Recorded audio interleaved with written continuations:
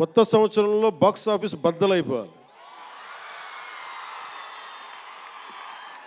నేను ఇలాంటి మాటలు మాట్లాడు, నా సినిమాకి నేను మాట్లాడను.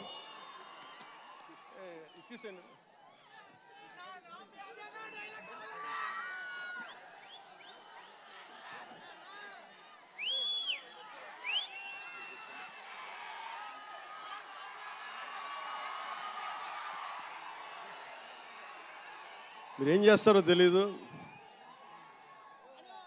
మగధీరుడు అల్లూరి సీతారామరాజుగా మొత్తం జీవించేశాడు. అందరి తోటి నటుల మీద అమితమైన ఇష్టం చూపించేవాడు. అందరికీ ఫ్రెండ్ రామ్ చరణ్. అందరి హీరోలకి చాలా గౌరవంగా ఉండేవాడు.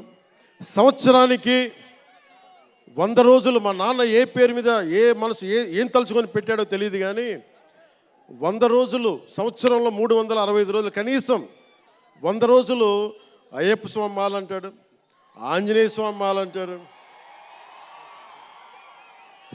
ఎందుకురా చేస్తామంటాను అప్పుడప్పుడు. క్షమించాలి రామ్ చరణ్ గారు రే అంటున్నందుకు, పర్లేదు కదా.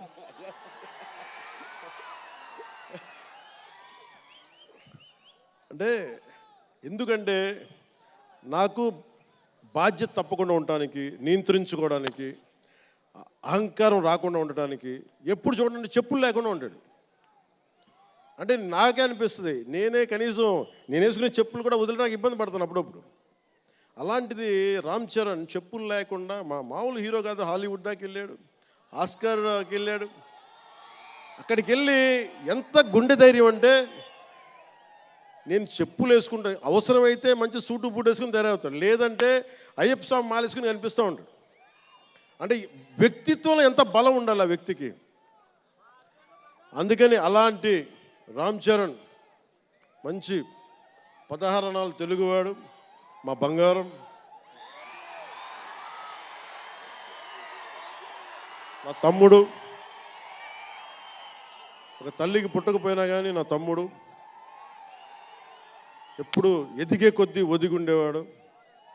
అతనికి మరింత విజయం కలగాలని, అద్భుత విజయాలు కలగాలని మనస్ఫూర్తిగా ఒక బాబాయ్గా కాదు, ఒక అన్నగా ఆశీర్వదిస్తున్నాను. I love you, Ram Charan.